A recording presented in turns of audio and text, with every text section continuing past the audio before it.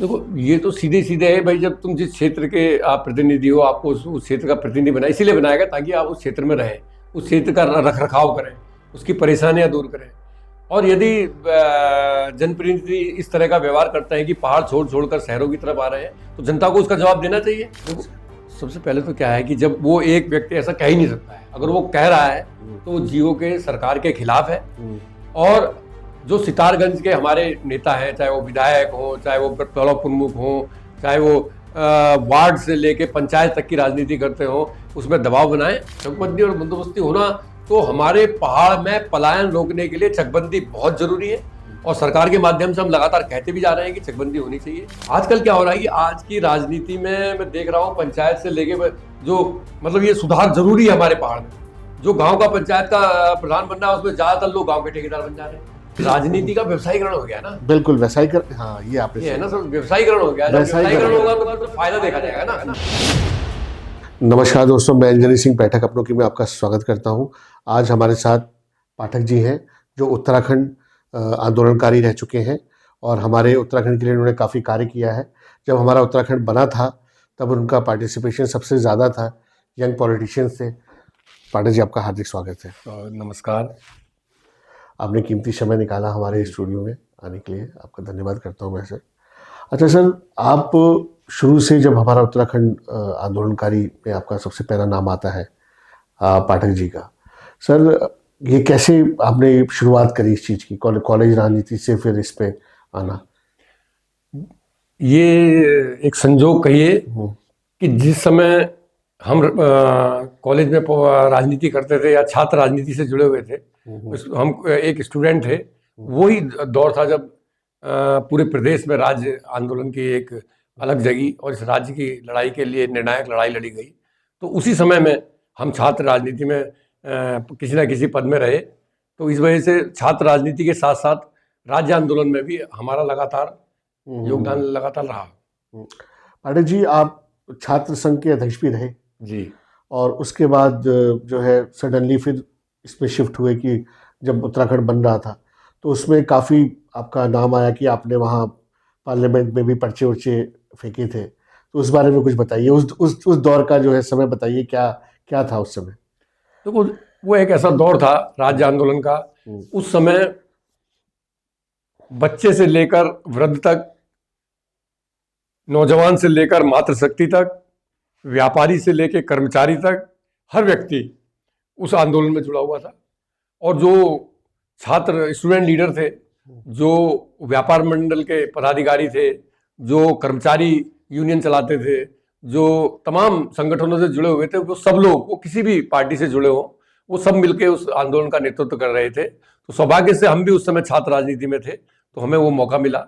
और उसी दौर में हम यहाँ से जब लखनऊ में तब विधानसभा थी, तो लखनऊ विधानसभा में बड़े भाई तरुण पंत जी और हमने वहाँ दर्शक दीर्घा से पर्चे फेंके और वहाँ हम अरेस्ट रहे एक दिन के लिए।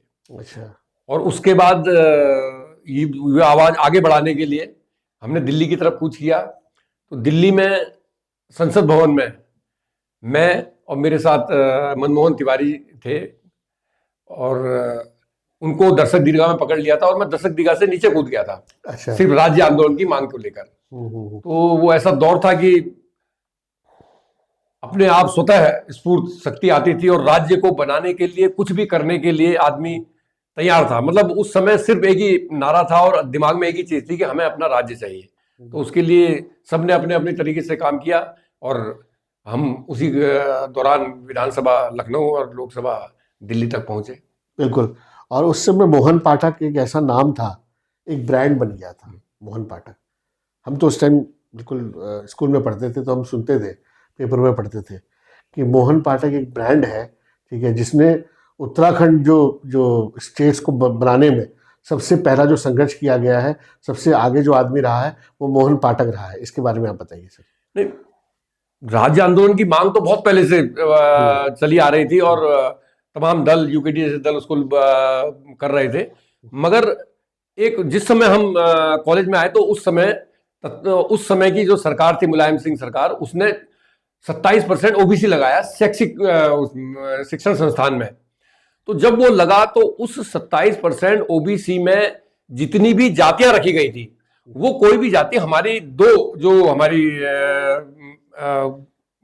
कॉन्स्टिट्यूंसी थी, ये कमिश्नरी, कुमाऊं कमिश्नरी और गढ़वाल कमिश्नरी, तो उसमें ये जातियां नहीं आती थी। अच्छा। जो 27% ओबीसी, तो उसका ये विरोध हुआ कि भाई हमारे यहाँ पर ये लागू ना किया जाए। तो उसका विरोध बढ़ते बढ़ते बढ़ते फिर ये बात आई कि हमारा राज्य होगा, हमारे लोग होंगे, हमारे नीति निर्धारक होंगे, तो क्यों ना हम, क्योंकि हम वहां से मैदानी क्षेत्र से हमारी भौगोलिक परिस्थिति अलग है, हमारे सारे संसाधन अलग है, तो बिल्कुल। हमने अपने पहाड़ी राज्य की मांग की थी और उत्तराखंड राज्य की मांग को के लिए सबने लड़ा।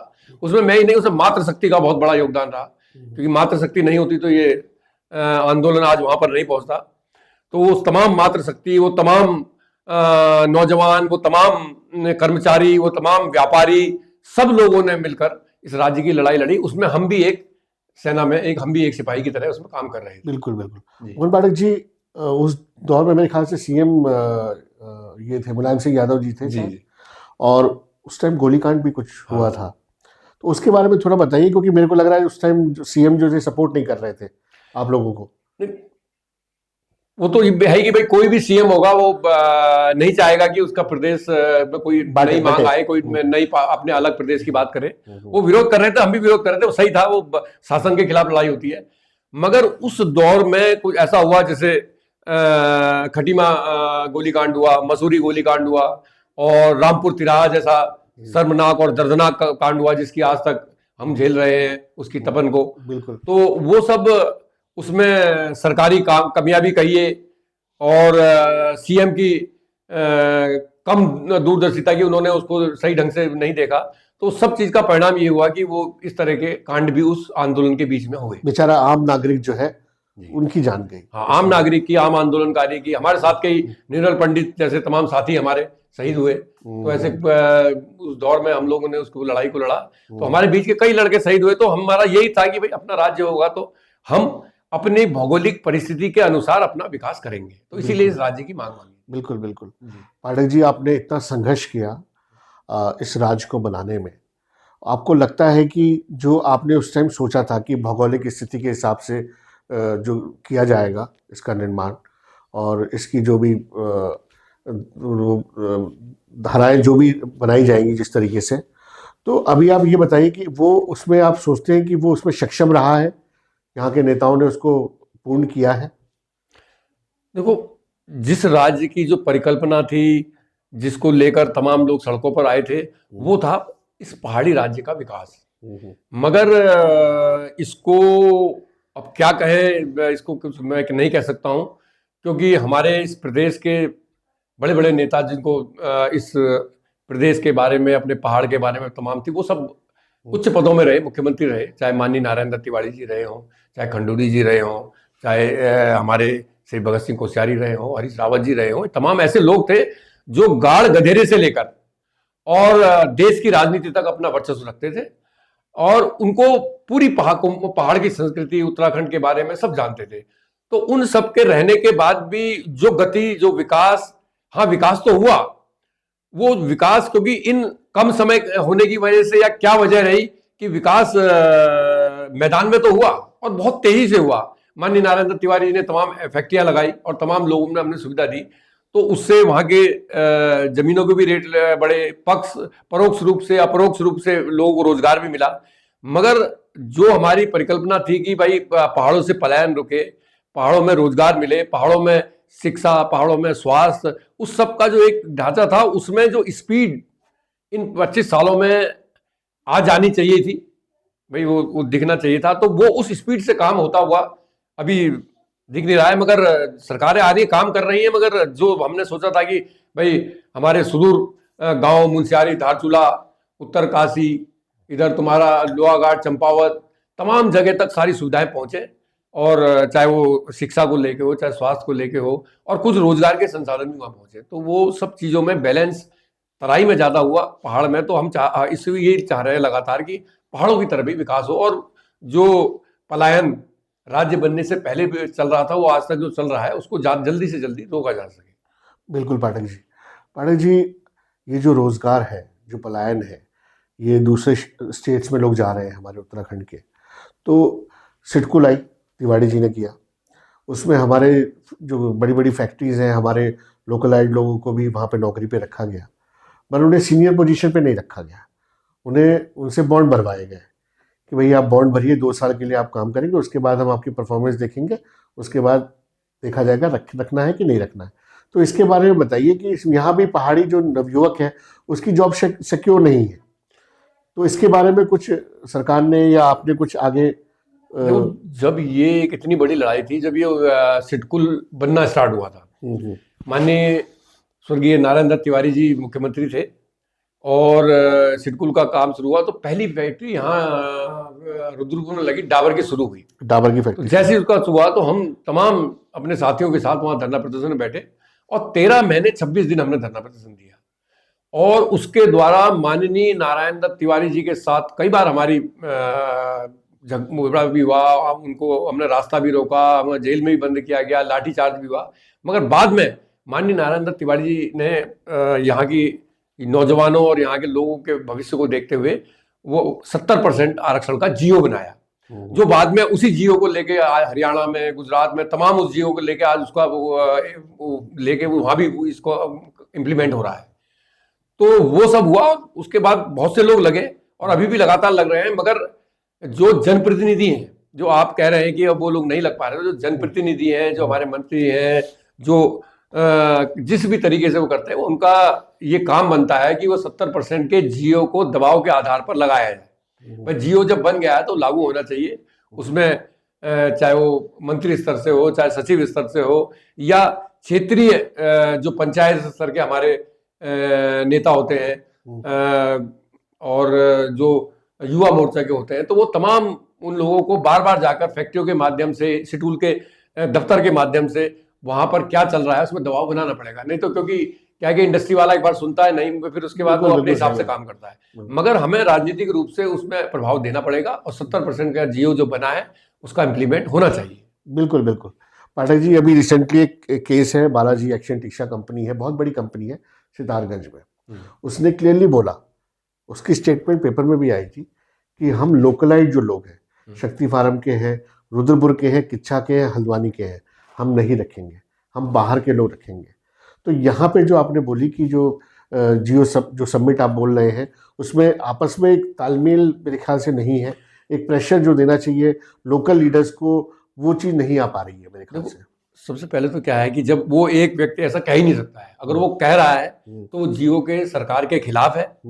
और जो सितारगंज के हमारे नेता हैं, चाहे वो विधायक हो, चाहे वो ब्लॉक प्रमुख हो, चाहे वो वार्ड से लेके पंचायत तक की राजनीति करते हो, या वो वहाँ के जो एम्प्लॉयज यूनियन है उनके जो पदाधिकारी है, वो ये उनका काम बनता है कि वो सब इकट्ठे हों और दबाव के माध्यम से, आंदोलन के माध्यम से और अन्य फैक्ट्री में चल रहे यूनियनों के माध्यम से उसमें दबाव बनाएं, ताकि वो उस 70% के जियो को इम्प्लीमेंट करने के लिए बाध्य हो सके। क्योंकि कोई भी फैक्ट्री वाला चाहता है कि बस उसका मुनाफा भी मुनाफा हो, वो कुछ ना दे, मगर उसको जियो में इम्प्लीमेंट कराने के लिए हमें दबाव लगातार बनाए रखना पड़ेगा, तभी होगा। तो इसके लिए तो इनको मुझे लगता है कि एटलीस्ट महीने में या 2 महीने में एक बार मीटिंग रखनी चाहिए के लिए। भाई आप पंचायत का चुनाव से प्रतिनिधि बन के आ रहे हैं, काहे के लिए आ रहे हैं? ताकि तुम्हारे पंचायत के, तुम्हारे ग्राम के लोग वहां पर नौकरी कर सकें, रोजगार कर सकें। आप निगम के माध्यम से आ रहे हैं, इसीलिए आ रहे हैं कि ताकि जो बच्चा बेरोजगार है, तो जो तुम्हारे क्षेत्र में इंडस्ट्री लगी है उसमें जियो के माध्यम से वो लगे। भाई एक आम व्यक्ति तो लगा नहीं सकता, यही काम जनप्रतिनिधि बनाए इसलिए जाते हैं। भाई लोकतंत्र में जनप्रतिनिधि का काम ही होता है कि जनता जिन समस्याओं को दूर नहीं कर पाती है उसके लिए जनप्रतिनिधि बनता है। और जनप्रतिनिधि अगर वो ठेकेदार बन जाए और खनन में पड़ जाए और उसे जनता के बारे में कुछ ना हो, तो सब कोई फिर औचित्य नहीं है ना। जनप्रतिनिधि बनाए इसलिए, लोकतंत्र की प्रक्रिया है, आप बने इसलिए है कि आप दबाव बनाए। बिल्कुल। मगर अगर जनप्रतिनिधि का ध्यान खनन और ठेकेदारी और तमाम चीजों में लग जाएगा तो फिर जनता को तो आक्रोशित होना ही पड़ेगा। बिल्कुल बिल्कुल। पाठक जी, जो हमारे नवयुवक हैं वो रोजगार के लिए बाहर जा रहे हैं और जो और अच्छा कर रहे हैं वो विदेश जा रहे हैं, ठीक है। मौलिक सुविधाएं हैं नहीं गांव में। हमारे जो खुद जो एमएलए हैं उत्तराखंड के, कुमाऊं के ही मैं अभी बीच में देख रहा था, 17 एमएलए जो हैं कुमाऊं के, वो हमारे हल्द्वानी में निवास कर रहे हैं, चाहे वो पहाड़ के ही क्यों ना हो। हमारे गढ़वाल के जो हैं एमएलए, वो देहरादून में निवास कर रहे हैं। तो जब वहाँ के आम नागरिकों की समस्याएं हैं, वो कहाँ, वो वहाँ पे रह नहीं रहा है एमएलए, वो यहाँ पे कोऑर्डिनेट करते हैं, वो यहाँ पे आते हैं, तो समस्याएं कैसे सुनी जाएंगी, आप ये बताइए।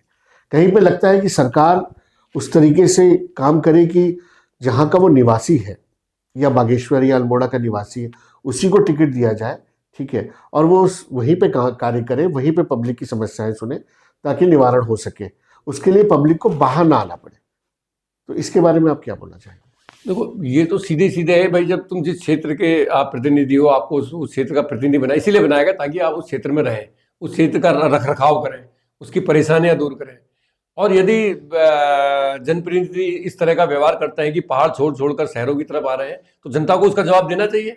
जो तुम्हारे बीच में नहीं रह रहा है, जो तुम्हारी समस्या का समाधान नहीं कर रहा है, तो उसको चाहे पार्टी टिकट दे ना दे, या वो अपनी किसी ताकत से या अपनी अप्रोच से टिकट ले आए, तो जनता तय करेगी।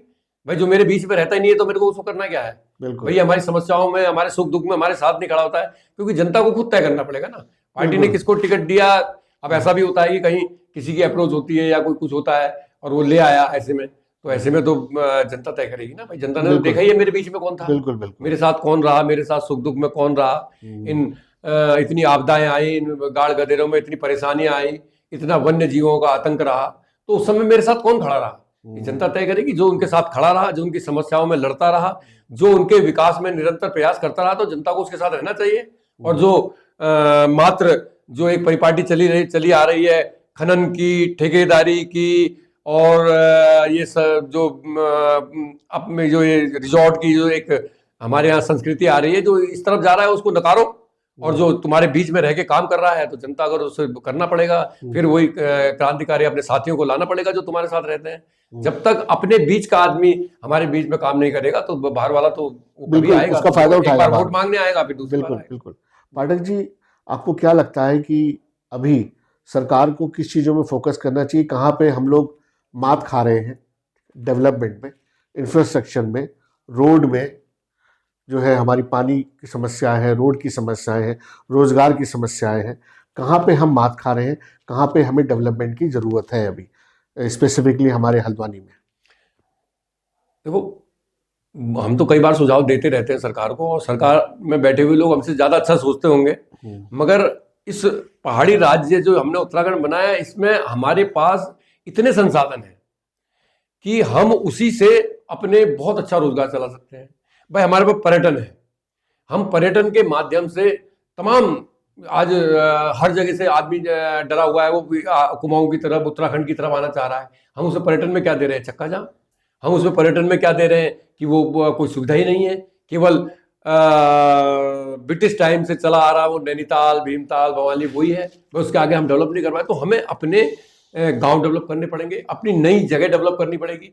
टूरिज्म में इतने ज़्यादा संभावना है कि हमें टूरिज्म से अपने वही गांव में अपने बच्चों को इतना रोजगार दे सकते हैं। हमारे पास हर्बल है, हर्बल जो कोई और उगा ही नहीं सकता, क्योंकि ईश्वर ने हमें ये हिमालय दिया है, ईश्वर ने हमें नदियां दी हैं, ईश्वर ने हमें जंगल दिए हैं, और ऐसा वातावरण दिया है जो एसी और नकली तरीके से अन्य संसाधनों से आदमी नहीं कर सकता। वो चीज हमें ईश्वर ने दी है, तो वो हर्बल्स हमारे यहीं उग सकते हैं। तो हर्बल को लेके है, और आध्यात्म को लेकर है, तमाम इन जो चीजें, जो पोटेंशियल हमारे पास है, हमें उसी करना पड़ेगा। भाई टूरिज्म है, और ये हर्बल है, और जो आजकल लोगों को ट्रैकिंग और तमाम चीज़ों का शौक होता है, एडवेंचर का शौक होता है, उसमें भी कई लोग, उसका भी टूरिज्म बहुत बड़ा हुआ है उसके माध्यम से। और फौज में तो हमारा बच्चा जाता ही है, क्योंकि हमारी परिस्थितियां ऐसी है, भौगोलिक की, उसकी शारीरिक स्थिति इतनी मजबूत होती है। तो हमें अपने ही चीज़ का दोहन करना चाहिए, और ऐसी स्कीमें लगानी चाहिए कि बड़े बड़े रिजॉर्ट की जरूरत नहीं है हमें छोटे छोटे होम स्टे के माध्यम से, ऐसी सरलीकरण के माध्यम से, बैंकों के माध्यम से ऐसी चीज़ें निकलें कि हमारे बच्चे को अपने घर में, अपने पुराने घर में होम स्टे बनाने के लिए उसको सुविधा मिले, उसको इधर उधर भटकना ना पड़े, और अपने ही खेत की लगाई हुई चीज़ों को लोगों को खिलाए। उससे टूरिस्ट को भी सस्ता पड़ेगा, और अच्छा भी लगेगा, और वो यहाँ की संस्कृति को भी जानेगा, और हमारे बच्चे को रोजगार भी मिलेगा। बिल्कुल। तो हमें इन चीज़ों में ध्यान देना पड़ेगा, छोटी छोटी। तो हमें बहुत बड़ा स्ट्रक्चर खड़ा करने की जरूरत नहीं है, हमें ऐसा इंफ्रास्ट्रक्चर डेवलप कर देना पड़ेगा कि हम उसको वहां तक हमारे बच्चे को मिले, और वो आने वाले पर्यटन को उससे फायदा दे सके। बिल्कुल बिल्कुल सर। पाठक जी, जैसे एचएमटी फैक्ट्री है, जी। पहले बहुत सही चली, उसके बाद यहाँ का प्लांट बंद हुआ, रानी बाग का, फिर बेंगलोर का प्लांट बंद हुआ, तो इतने सालों से फैक्ट्री बंद पड़ी है। अगर उसी को हम एक आईटी हब टाइप का बना दें, या उसको यूज में ले आए, या कुछ उसको टेक ओवर कर ले दूसरी फैक्ट्री, या गवर्नमेंट उस पर कुछ सोचे करने का, तो बहुत कुछ हो सकता है। इसके बारे में आपने कुछ सरकार से डिस्कस किया है? अब वो तो इतना बड़ा स्ट्रक्चर है, बना हुआ है, खंडर होता जा रहा है। अगर कोई सरकार में बैठा हुआ आदमी इस बारे में सोच ही रहे होंगे, क्योंकि इच्छा शक्ति होनी चाहिए, तो वो तो हमारे पास ऐसा बना बनाया है कि हम इतने ज्यादा वो है कि हम कुछ भी कर सकते हैं वहाँ पर। बिल्कुल बिल्कुल सर। बस बहुत ही संभावना है वहाँ। अब ये उन लोगों को करना भी चाहिए, सरकार को करना चाहिए सर हमारे। और जो हमारा जो वो है ना, जैसे हमारे पास वन पंचायत है, भाई जंगल का हमारा आदमी आजकल जंगलों में आग रखती है, उसको जंगल वो बुझाता नहीं है। क्यों? क्यों? तुम आपने वन पंचायत के हक हकूक तो छीन लिए। भाई सूखी लकड़ी वो ला नहीं सकता, घर से वो पतवार का अपने घास का ला नहीं सकता, तो रक्षा क्यों करेगा? भाई जो हम वो जंगलों के हमारे पूर्वज रक्षा भी करते थे, और जंगलों से अपना जानवरों का, परिवार का, और अपना ये लकड़ी वकड़ी लाते थे जो सूखी हुई थी। तुमको जब तक जंगल में हक हकूक वहां के ग्राम पंचायत को देने चाहिए, वन पंचायत को देने चाहिए, वो वहां से हक हकूक लें, उस जंगलों की रक्षा भी करें और वहां से रोजगार भी करें, तो आदमी वहां पर रुकेगा और जंगल भी सुरक्षित रहेंगे और जंगली जानवर भी सुरक्षित रहेंगे। जब जंगल में तमाम सुरक्षित होगी, वहां पर उनको फल वगैरह मिल जाएगा, तो वो भी सुरक्षित होंगे, वो गाँव की तरफ नहीं आएंगे। तो ये सब चीजें हमें करना पड़ेगा, और सरकार कर भी रही होगी। इसमें कई चीजें उन्होंने कई चीजें सुधार कर रही है, कहीं पे काम करने की बड़ी आवश्यकता भी है पाठक जी। और जैसे कि अभी आप जैसे हमने बोला कि हमारी जो संभावनाएं हैं उत्तराखंड में, ठीक है, हॉर्टिकल्चर से लेके आयुर्वेदिक से लेके, ठीक है, ये तो हब है, ट्रैवल डेस्टिनेशन है, लोग आ रहे हैं यहाँ पे, ठीक है। तो गवर्नमेंट को थोड़ा सा इंफ्रास्ट्रक्चर जो है वो थोड़ा सा उस पर काम करने की ज़रूरत है, ठीक है।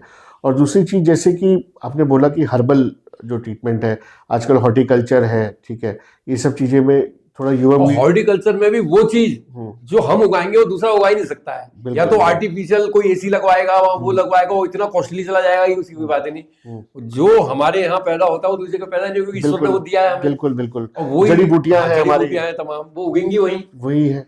तो ये सब चीजें अगर थोड़ा सरकार थोड़ा सा प्रमोट करे, तो यंग एंटरप्रेन्योर्स जो है, जो आना चाहते हैं, पैसा लगाना चाहते हैं, वो लोग भी फिर पार्टिसिपेट करेंगे। हमने सरकार को अभी कोऑपरेटिव की मीटिंग हुई थी वहां भी, और अभी पलायन आयोग, निवारण आयोग का एक बैठक हुई थी यहाँ पर, ये तुम्हारा ये जो गोलापार में जो इनका इंस्टीट्यूट है वहां पर, तो वहां भी हमने बात रखी थी कि हम गांव में अपने पलायन इसलिए रोकते, पलायन आयोग में भी विशेष रूप से मैंने बात रखी थी, पलायन तभी रोक पाएंगे कि हमें गांव के हक हकूक देने पड़ेंगे, वन पंचायतों को उनको अधिकार देना पड़ेगा, उसको दोहन का उसको अधिकार देना पड़ेगा। और दूसरा जो वहां का व्यक्ति है, भाई मैंने अपने गांव में ये इसमें मदद करेगी कोऑपरेटिव, जैसे दूध की डेयरी है। आज हमारी माताएं दूध की डेयरी से बहुत कुछ, उनके पास थोड़ा सा पैसा आता है, वो दिन भर घास का चारा वारा लाती है और अपनी गायों को देती है, बकरियों को देती है, और उसके बाद दूध करके और सीधे रोड हेड में जाती है और वहां पर अपना दूध देती है और सीधे मंडी में जाके उसके बैंक खाते में आता है। बिल्कुल। तो हम चाहते हैं कोऑपरेटिव के माध्यम से ऐसी व्यवस्था बने, खासकर क्योंकि पहाड़ी राज्य में, क्योंकि यह छोटा काश्तकार है, बहुत छोटे छोटे काश्तकार हैं।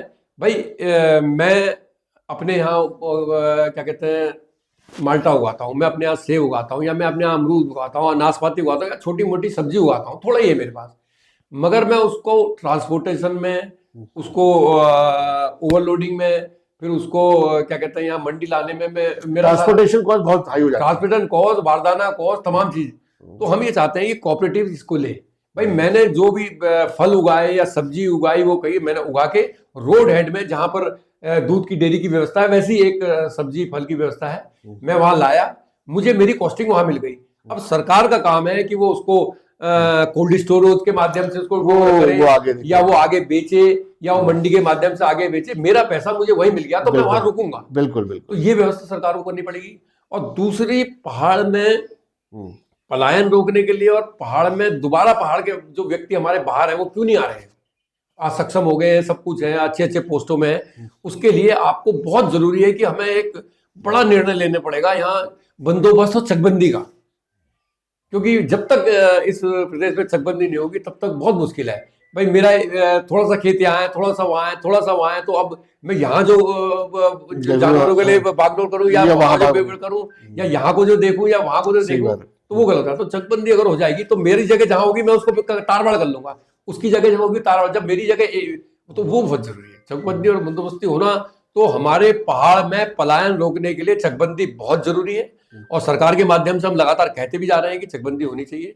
और दूसरा, एक कोऑपरेटिव के माध्यम से अगर हम इस पहाड़ को बचाना है, इस पहाड़ में रोजगार को रोकना है, इस पहाड़ में छोटा मोटा जो हमारा काश्तकार बचा हुआ है उसको रोकना है, तो हमें उसका जो सामान है, चाहे वो फल उगाता है, चाहे वो सब्जी उगाता है, चाहे वो आयुर्वेदिक उगाता है, या वो कुछ भी करता है, वो उसको उसकी मार्केटिंग की व्यवस्था कोऑपरेटिव के माध्यम से हो। जैसे आंचल दूध डेयरी के माध्यम से दूध की व्यवस्था होती है। जब तक हम अपने छोटे काश्तकारों को मदद नहीं करेंगे, रोजगार के संसाधन वह नहीं पहुंचाएंगे, पर्यटन के हम के लिए हम इंफ्रास्ट्रक्चर सरकार पूरी तरह से डेवलप नहीं करेगी, और जब इंफ्रास्ट्रक्चर डेवलप होगा और जब टूरिस्ट वहां तक आराम से पहुंचेगा तो अपने आप इस पहाड़ का विकास होगा, रोजगार मिलेगा, तो हमारा नौजवान वहां रुकेगा और इसी से खुशहाली आएगी। तो हम यही चाहते हैं कि सरकार छोटे छोटे जो कुछ है निर्णय, कुछ बड़े भी हैं कुछ छोटे भी हैं, हो जाएंगे तो नौजवान रुकेगा। मैं तो पाठक जी बिल्कुल, आप बिल्कुल सही बात कह रहे हैं। आप भौगोलिक स्थिति को समझते हैं यहाँ की, और आपने इतना संघर्ष किया है, और आपने इतने सपने देखे थे अपने उत्तराखंड के लिए कि ये चीजें होनी चाहिए, तभी उसका आप जिक्र कर रहे हैं, क्योंकि आपने ग्राउंड लेवल पे काम किया है, आप चीजें समझते हैं। ये चीज सरकार में जाना भी बहुत जरूरी है, कई बार कह चुके हैं, क्योंकि बहुत जरूरी है ना चकबंदी से। तो ये चीज सरकार में भी जाना जरूरी है। और दूसरी चीज, जहाँ पे हम इंफ्रास्ट्रक्चर की बात करते हैं, जहाँ पे हमारे छोटे काश्तकार हैं उनकी बात करते हैं, ठीक है। अब देखिए, मैं आपको हॉस्पिटल की बात बताता हूँ। हॉस्पिटल की सुविधाएं देखिए आप, मोस्टली जो है हमारे अल्मोड़ा है, हमारे पहाड़ के जो लोग हैं वो हल्द्वानी में आते हैं दिखाने के लिए। हल्द्वानी के लोग जाते हैं, फिर कभी बरेली जाते हैं, बरेली से दिल्ली जाते हैं, ठीक है। तो थोड़ी हॉस्पिटल की सुविधाएं जो है वो बहुत कम है। इससे जो पहाड़ में एक्सीडेंट होते हैं, इमीडिएटली एम्बुलेंस की सुविधाएं नहीं है, उनको टाइम से हॉस्पिटल नहीं ले जाते हैं, पेशेंट को डेथ हो जाती है। अभी इसी स्वास्थ्य को लेके मैंने 1.5 साल पौने 2 साल का यात्रा करी। मेरा इशू था, क्या कहते हैं, कुमाऊं मंडल की स्वास्थ्य व्यवस्था को सुधारने और इसकी नींव सुशीला तिवारी का विकास एम्स की तर्ज पे करने के लिए मैंने पूरा घुमाया। मैं पूरे कुमाऊं के कम से कम 150 से ऊपर हर गांव में जितने सामुदायिक स्वास्थ्य केंद्र हैं, जितने चाहे HSC है, चाहे सामुदायिक है, चाहे प्राथमिक स्वास्थ्य केंद्र है, चाहे आयुर्वेदिक है, होम्योपैथिक है, सब जगह गया। वहाँ जिस जिस गांव में थे वहाँ सब गांव वालों को कलेक्ट करके, वहाँ के लीडर को लेकर करके वहाँ पर एक दिन का धरना दिया। फिर अगले गांव में गया जहाँ पर अगला प्राथमिक स्वास्थ्य केंद्र, फिर वहाँ 3-4 दिन सबको इकट्ठा करके, ऐसे में 1.5 साल तक घूमता रहा। तो वो बात लगी भाई मेरी जो छोटी मोटी व्यवस्था है वो मेरे गांव का जो अस्पताल है वहाँ हो जाए, बड़ी व्यवस्था है तो जिला अस्पताल है वहाँ पर हो जाए, भाई ये सब सुविधाएं हो। और उससे बढ़िया तो सुशीला तिवारी का एम्स, तभी जाके एम्स, वहां जगह नहीं मिली तो एम्स वहां पर फिर मुख्यमंत्री वहां पर घोषणा करी। पाठक जी, जैसे किच्छा में आ रहा है, 100 एकड़ में एम्स आ रहा है, ठीक है। मैं ये बोलता हूँ कि किच्छा में एम्स आ रहा है, ठीक है, मगर हमारे जो पहाड़ों में भी तो जगह है, ठीक है, वहां भी बड़े बड़े हॉस्पिटल्स आ सकते हैं। पहाड़ का बंदा अब किच्छा जाएगा ट्रीटमेंट के लिए, बागेश्वर साइड का, अल्मोड़ा साइड का, पिथौरागढ़ साइड का बंदा वो वहां से ट्रीटमेंट के लिए वहां जाएगा, तब तक तो भैया उसकी जान नहीं बचेगी। हम तो कह रहे हैं कि बहुत बढ़िया वो बिना, वो तो लास्ट है ना, वो लास्ट है, छोटी, वो तो वहां तब आएगा जब उसको बहुत, जब हाँ, तो भाई मेडिकल कॉलेज लोकल लोगों में तो सुविधा प्रोवाइड करिए, वही तो जरूरी है। वो नहीं प्रोवाइड हो पा रही है। मुझे, क्योंकि छोटी छोटी बीमारी होती है पहाड़ में, अगर जो मुझे वहीं जो प्राथमिक स्वास्थ्य केंद्र में, सामुदायिक स्वास्थ्य केंद्र में सही इलाज मिल गया शुरू में ही, बिल्कुल, तो मेरे को बड़ी बीमारी में तक नहीं जाना पड़ेगा। चलो हो गया तो मैं जिला तक चला गया, जिले से हुआ तो जिला के बाद फिर वहां बनेगा तो वहां भी जाएगा, मगर वहां वो जाएगा जिसको बड़ी बीमारी है। भाई छोटी बीमारी के लिए हमारे पास अल्मोड़ा में मेडिकल कॉलेज खुल गया है, पिथौरागढ़ खुल गया है, तो जल्दी जल्दी अगर उसमें स्टाफ आता है, डॉक्टर्स आते हैं, सुविधा आती है तो होनी चाहिए भाई। जब खुला है तो उसकी सुविधा जल्दी से। लेकिन दिक्कत ये भी है पाठक जी की डॉक्टर्स, हॉस्पिटल तो ओपन हो रहे हैं मगर वहां पर डॉक्टर्स नहीं जाना चाहते हैं। वो बोलते हैं हम क्यों जाएं भैया इतने, हम देखिए आजकल कमाई का जरिया हो गया है सब चीज़ें। पहले हम लोग सोशल सर्विस मानते थे, ठीक है, अब वो जॉब हर कोई, चाहे स्कूल हो चाहे हर जगह पैसे का ही वो है, तो वो लोग नहीं जाना चाहते पहाड़ों में, ठीक है। इसलिए तो थोड़ा गवर्नमेंट को भी सक्रिय होना पड़ेगा कि सरकारी अस्पतालों में डॉक्टर जो है प्रॉपर होने चाहिए जो ट्रीटमेंट कर सकें। आए दिन आप देखेंगे पहाड़ों में बहुत ज़्यादा डेथ होती है, चाहे प्रेगनेंसी के केसेस हो, चाहे दूसरे केसेस, एक्सीडेंट के केसेस हो, उनको सही ट्रीटमेंट नहीं मिल पाता है, और सही ट्रीटमेंट लेने के लिए फिर वो निकलते हैं तो फिर देर हो जाती है। अब जो मैं अभी देखता हूँ, पुराना दौर एक अलग था, आपका दौर अलग था, अभी दौर अलग हो गया है, समीकरण बिगड़, सब चेंज हो गया है, ठीक है, बहुत सारी चीज़ें बदल गई है। तो उस टाइम जो राजनीति का दौर था और इस टाइम जो राजनीति का दौर है, आपको क्या अंतर लगता है? पहले ठीक था या अब ठीक है? राजनीतिक दौर तो अभी ऐसा ना आवश्यकता के अनुसार होता है।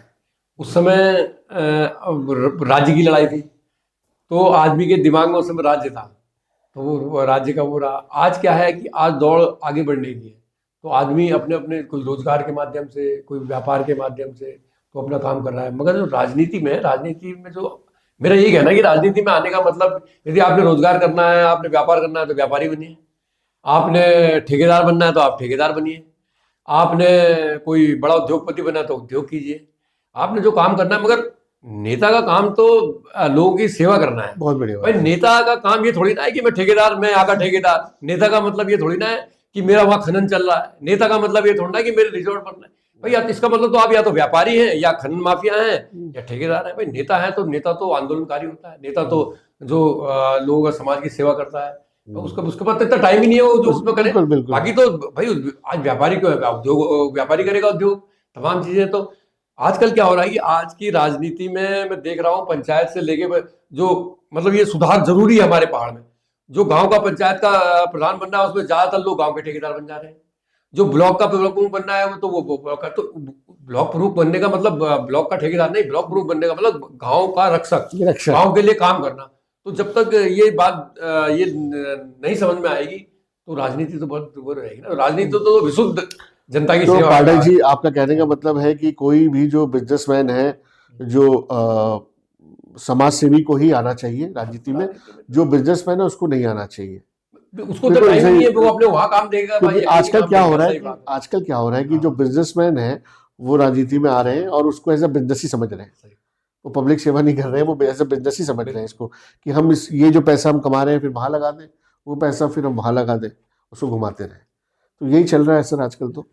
ठीक है, राजनीति का व्यवसायीकरण हो गया ना। बिल्कुल व्यवसायीकरण, हाँ ये आपने है ना सर, व्यवसायीकरण हो गया। व्यवसायीकरण होगा तो फिर उसमें फायदा देखा जाएगा ना। ये व्यवसायीकरण, भाई आप व्यवसाय कर रहे हो तो आप राजनीति को, आप के अंदर कोई एक इच्छा शक्ति थोड़ी ना, या आपको अंदर एक वो थोड़ी ना कि मैंने यार कुछ करना है, कि सोच ही नहीं है। आप तो राजनीति तो मतलब एक हीरोशिप है।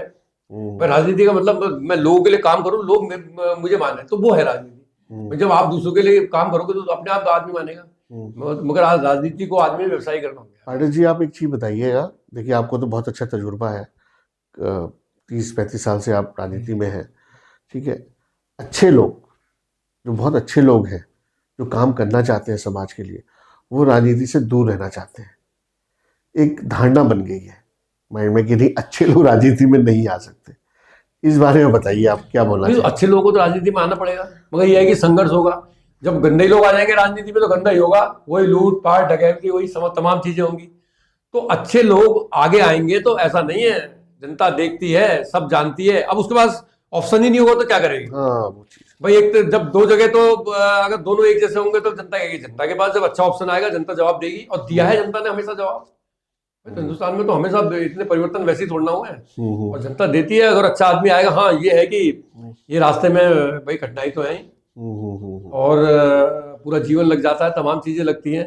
भाई लोगों ने तो पहले सेवा करी है, तमाम वो करा। वो तो हम तो ऐसे खुशहाल हैं जो आजादी के उसमें सांस ले रहे हैं। लोगों ने अपनी कुर्बानियां दी। पाठक जी, आपके दौर में और इस दौर में क्राइम रेट जो है हमारे उत्तराखंड में या हल्द्वानी में, क्या लगता है आपको? क्राइम रेट बढ़ा है, घटा है, या संतुलित है?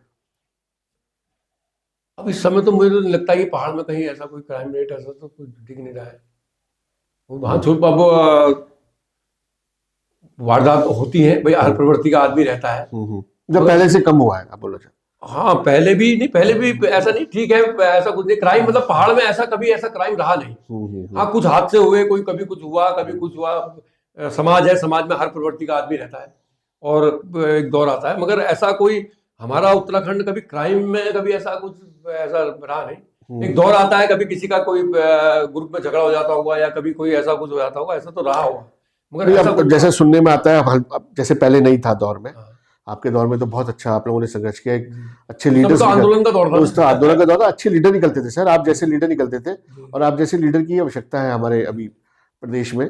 आजकल तो मैंने देखा है कि एक गैंग बन गए, ये गैंग है, एक ITI गैंग, कोई ये गैंग है, फलाना गैंग, सबके गैंग चल रहे हैं सर हल्द्वानी में।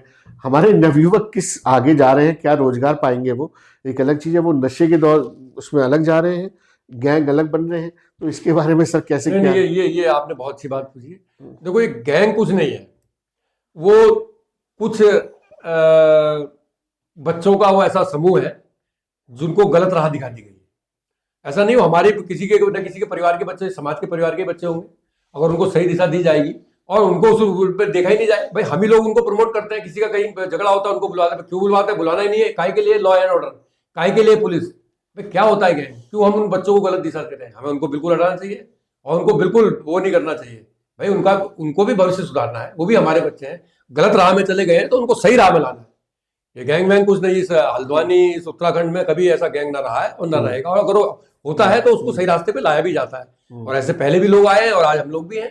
भाई अगर कोई गलत रास्ते में जाएगा तो उसको सही रास्ते में लाएंगे, और जो नहीं आएगा तो उसके लिए है लॉ एंड ऑर्डर, अपना काम करती है पुलिस। बिल्कुल बिल्कुल। भाई जिसको बिगड़ना ही है तो उसके लिए तो कोई रोक सकता नहीं। तो कोई माँ बाप और कोई समाज का व्यक्ति नहीं चाहेगा कि मेरे समाज में ऐसे बच्चे हों। अगर होता है तो उसको डांटा जाएगा, हो सकता है गलती हो जाती है बच्चों से, एक बार गलती, दो बार, उसको माफ भी किया जाता है, उसको सही रास्ते में भी लाया भी जाता है, और इसीलिए तमाम सुविधाएं बनी है, इसलिए न्याय होता है। बिल्कुल पाठक जी। हाँ। पाठक जी, अभी जो है आपका दौर में और अभी के जो दौर में है कि नशा, लोग पहले घर में 1-2 पैक मार लेते थे, भाई ठीक है आगे। अब जो नशा चल रहा है सर, अब नशा इंजेक्शन वाला सूखा नशा चल रहा है, जो आजकल के स्कूल के बच्चे, चाहे लड़के हो चाहे लड़कियां हो, और जो नवयुवक हैं वो ले रहे हैं। इससे तो हमारी जो पीढ़ी है, उत्तराखंड की जो पीढ़ी है, जैसे उड़ता पंजाब आपने देखा होगा कि पंजाब नाम दे दिया गया था, अब वैसा हमारे उत्तराखंड में हो रहा है। इसको कैसे रोका जाए? आप देखिए शाम को गैंग बने रहते हैं, 10-12 लोग के बाइक लेके खड़े रहते हैं, अगर आप कुछ बोल दे जाके तो वो आपसे फिर झगड़ा करने लग जाए। और ये मैं आपको हर जगह की चाहे 3 पानी की बात बता दूं, ठंडी सड़क की बात बता दूं, मुखानी की बात बता दूं, चाहे काठगोदाम की, ये ग्रुप जो है जो बाइकर्स का, ये बड़ा परेशान कर रहे हैं। नहीं, बिल्कुल, ये आपने तो ये इसको कैसे रोका जाए? इस पे क्या? इसके देखो, नशे के खिलाफ तो करना ही पड़ेगा, क्योंकि आज नौजवान पीढ़ी को, क्योंकि इसमें ऐसा है ना, जो नशे के तस्कर है, जो नशे के सौदागर है, उनको ये इतना पहले नहीं था सर, आपके टाइम पे था ही नहीं है, ये ऐसा कुछ था ही नहीं था ही है, नहीं सर। और ये जो है, इनको इतना ज्यादा प्रॉफिट होता है। ये तमाम ये ज्यादातर जो स्कूल में पढ़ने वाले बच्चे होते हैं उनको टारगेट करते हैं।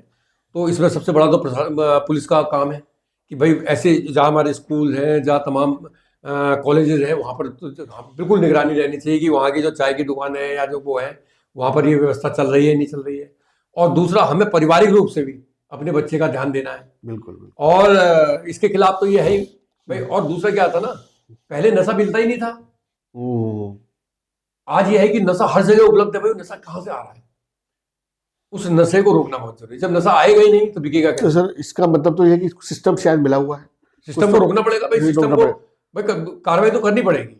और उसमें जो हम सबसे बड़ा, देखो, इस नशा तभी रुकेगा जब पुलिस प्रशासन, शासन और जनप्रतिनिधि, चाहे वो वार्ड मेंबर है, चाहे वो ग्राम प्रधान है, चाहे वो अध्यक्ष है कहीं निगम का या किसी पंचायत का, वो कोई भी है, उनको सबको इन्वॉल्व होना पड़ेगा। और जो जिस मोहल्ले में, जिस क्षेत्र में रहता है, जो वहाँ का जो अपने आप को नेता साबित करता है, जो वहाँ का लीडर बनता है, उसको भी उसमें इन्वॉल्व होना पड़ेगा, तब ये रुकेगा। बिल्कुल। हर गली में एक नेता होता है भाई साहब, हर मोहल्ले में एक नेता होता है, मतलब उसकी बात सब सुनते हैं। नेता से मतलब जिसकी बात सब सुनते हैं। तो उन लोगों को आगे आना पड़ेगा अपने बच्चों के भविष्य के लिए, उनको इस नशे से बचाने के लिए। हमें पुलिस को साथ लेकर, हमें शासन प्रशासन को साथ में लेकर, और जो हमने जनप्रतिनिधि बनाए हैं, चाहे वो जीते हुए हैं चाहे वो हारे हुए हैं, उन सब को लेकर, क्योंकि वो एक्टिव रहते हैं, उन सब को लेकर अपने अपने वार्ड में, अपने अपने ग्राम सभा में, अपनी अपनी जगह में, हम जब तक अपने अपने मोहल्लों में इस चीज का विरोध नहीं करेंगे तो इनकी तादाद बढ़ती जाएगी। और जब एक जगह कोई विरोध कर रहा है तो चारों तरफ वो बात पहुंचेगी और उसमें जब साथ साथ होंगे तभी इनका विरोध किया जाएगा। अकेले अकेले इनका कोई विरोध नहीं कर पाएगा, क्योंकि इनके इतने संगठन है, ये किस तरीके से आएंगे तो पता भी नहीं चलेगा। बिल्कुल बिल्कुल। तो इसके लिए पाठक जी, हमारे जो देश की बेटियां हैं, उत्तराखंड की बेटियां हैं, सुबह काम पे निकलती हैं, शाम को आती हैं। अब उनको शाम को ना घर जाने में भी डर लगता है, माहौल थोड़ा सा खराब है। तो ये जो खराब माहौल है, ये डर जो है थोड़ा सा, हम लोग को भी डर लगता है शाम को निकलने में कि भाई कोई नशे में कोई आदमी टक्कर ना मार दे या कोई मिसबिहेव ना कर दे, ठीक है। तो एक दो इंसिडेंट्स हुए भी हैं हमारे फ्रेंड लोग के साथ। तो इसको भी थोड़ा सा जो है, अब मैं ये बोलूँगा, आपसे दरख्वास्त करूँगा कि आप थोड़ा सा प्रशासन के सामने इसको रखिए कि थोड़ा सा लड़कियां भी सेफ रहें, ठीक है। अभी जो आपने अंकिता का जो केस है, अंकिता भंडारी का केस काफ़ी प्रचलित है, इसके बारे में थोड़ा सा आप बोलेंगे कि क्या आपकी क्या राय है इस बारे में? नहीं, उसको न्याय मिलना चाहिए उस बेटी को। बिल्कुल। और अभी माननीय मुख्यमंत्री जी उनके माता पिता से मिले भी थे और उन्होंने कल ही इसकी सीबीआई की जांच की घोषणा की है। होनी चाहिए सीबीआई जांच सर, ये तो बहुत पहले होनी चाहिए। पहले होनी चाहिए थी, चलो अब हो रही है, बहुत पहले होनी चाहिए। प्रेशर में भी हो रहा है जो हो रहा है, क्योंकि वो हमारी अस्मिता से जुड़ा हुआ सवाल है ना। बिल्कुल बिल्कुल। वो एक सब पहाड़ की हर बेटी का सवाल है, हर अभिभावक की बेटी है वो। तो ये तो बहुत जरूरी है और ये बहुत जरूरी था, ये बहुत पहले आंदा, चलो आज हुआ, मगर सीबीआई जांच जरूरी है। जी बिल्कुल सही बात है सर। तो पाठक जी, आने वाले 4-5 सालों में मोहन पाठक जी अपने आप को कहाँ पे देखते हैं? एक एज अ समाज सेवी देखते हैं, एज अ पॉलिटिशियन देखते हैं, क्या देखते हैं कि मोहन पाठक जी क्या आगे 5 साल में क्या करेंगे, क्या फ्यूचर सोचा है? देखो, हम रहे आंदोलनकारी, हमारा जो है ना, हम बुराई के खिलाफ लड़ते हैं। आंदोलन मतलब आंदोलनकारी किसी चीज के लड़ता है, तो आंदोलनकारी फिर ये नहीं देखता कि मेरे आगे कौन है। वो चाहे वो सत्ता के खिलाफ भी, चाहे वो उसके साथ हो या ना हो, उससे लड़ जाता है। तो हम क्योंकि आंदोलनकारी रहे, हम जहां पर रहे हमने हमेशा सत्ता का विरोध कर दिया, तो इसलिए हम पूर्ण रूप से राजनीतिक नहीं बन पाए। क्योंकि जहां बात न्याय की आती है तो फिर आंदोलनकारी न्याय के साथ होता है, तो उससे उसको खामियाजा ही भुगतना पड़ता है। तो मगर अब बाकी तो जनता तय करती है। राजनीति हमारा कैरियर है, क्योंकि शुरू से छात्र राजनीति से जुड़े रहे, तो उसमें प्रयास करते रहते हैं। बाकी ईश्वर है, जहां पहुंचाना चाहेगा, बाकी प्रयास है। बिल्कुल बिल्कुल। हाँ। पाठक जी, उस टाइम जो था मोहन पाठक जी, हमारे स्कूल डेज में जी। हमारे हीरो थे आप, अभी भी हैं। मोहन पाठक एक ब्रांड था। हम तो आपको ये सोचते थे कि आने वाले टाइम में जो सीएम जो है होंगे वो आप ही होंगे। तो क्या ऐसा कुछ रहा कि जो आगे जो है पॉलिटिकल कैरियर आपने नहीं बढ़ाया, या आपका इंटरेस्ट नहीं रहा राजनीति में कि नहीं यार हम आंदोलनकारी थे, ठीक है, मैं एक आंदोलनकारी और समाज से भी ठीक हूँ, मैं पॉलिटिकल जो इससे थोड़ा सा दायरे से मैं थोड़ी दूरी बना लेता हूँ, ऐसा कुछ क्या रहा? ऐसा रहा ना, मैं बताता हूँ, आंदोलनकारी जो होता है ना, वो प्योर राजनीतिक नहीं होता है। हाँ, इसलिए तो हम नौजवान थे, निर्दलीय चुनाव लड़ गए, तो किसी पार्टी ने हमें टिकट नहीं दिया, हम निर्दलीय लड़ गए। तो निर्दलीय लड़े तो फिर पार्टियों से फिर वो रहा, तो उसका खामियाजा आज तक भुगत रहे हैं। क्योंकि निर्दलीय लड़े तो फिर आपको पार्टियों से दूरी हो गई। तो मगर ये है कि कुछ जैसे माननीय नारायण दत्त तिवारी जी ने और बड़े नेताओं ने हमें समझाया कि मुख्य धारा से जुड़ के चलो। तो मुख्य धारा से जुड़े, फिर अब ये भाजपा से जुड़े हैं मुख्य धारा से, अब अपना काम कर रहे हैं। बाकी तो भाग्य क्या होगा तो ईश्वर तय करेगा। मगर ये है कि लड़ना हमारा काम है, बुराई के खिलाफ लड़ेंगे, समाज में जो गलत होगा उसके खिलाफ लड़ेंगे। भाई कहीं पद में रहे ना रहे, अपना काम करेंगे। कहने का मतलब हमारे हीरो है ना, चाहे वो सरदार भगत सिंह जी हो, चाहे चंद्रशेखर आजाद हो, चाहे नेता सुभाष चंद्र बोस जी हो, किसी के पास पद नहीं था। बिल्कुल बिल्कुल। मगर वो आज भी विश्व में एकमात्र नेताजी सुभाष चंद्र बोस जी का ऐसा नाम है जिनके आगे नेताजी लगता है। उसके मतलब सुभाष चंद्र बोस अधूरा है बिना नेताजी। बिल्कुल। कभी किसी पद में नहीं रहे, तो ऐसे हमारे आदर्श है। तो कोई बात नहीं, हम भी अगर पद मिले ना मिले, अपना काम करना है। बिल्कुल। ये पहले आप शायद कांग्रेस में थे? हाँ, मैं कांग्रेस तिवारी जी के साथ। तिवारी जी के जाने के बाद फिर मैं। हाँ, तो ऐसा क्या मन आया कि नहीं यार कांग्रेस छोड़ के? तो वैसे ही इच्छा जैसी हो गई, एक दौर जैसा चला, वो यूं कहिए, क्योंकि बचपन से ब्राह्मण परिवार में थे, तो माँ बाप को घंटी बजाते हुए देखा, हमेशा वो देखा तो उठे। तो एक सनातनी वो थी, तो वही चीज पता नहीं कब और क्यों यहाँ खींच लाई। और अभी भी आज भी मैं भाजपा में तो मैं हूँ, भाजपा के साथ रहता हूँ, मगर मेरा आज भी जो ज्यादा है ना वो सनातनी की तरफ है कि पार्टी भी छोड़, जहाँ सनातन की बात आती है, जहाँ धर्म की बात आती है, तो फिर वहां सब कुछ बिल्कुल ऐसा बिल्कुल। लगता है कि यार जीवन तो उसने दिया है, उसी पे काम आ जाए। तो इसीलिए शायद भाजपा में ऐसी को मुझे पता नहीं चला, क्योंकि माननीय तिवारी जी उधर को गए, ऊपर को गए, तो मैं इधर को आ गया अचानक। पाठक जी, अगर आने वाले टाइम में बीजेपी 2027 विधानसभा आ रहे हैं, हम्म, आपको टिकट देती है, हम्म, देखिए आप एक क्रांतिकारी भी हैं, समाज सेवी भी हैं, आपको टिकट मिलता है, पब्लिक में आपकी छवि भी बहुत अच्छी है, तो आप चुनाव लड़ेंगे? हाँ, मैं चुनाव अगर पार्टी टिकट देगी तो जरूर लड़ेंगे। ओके। जी। तो ये कहाँ आपकी लोकेशन जो है, मेरे ख्याल से ये कालाडूंगी?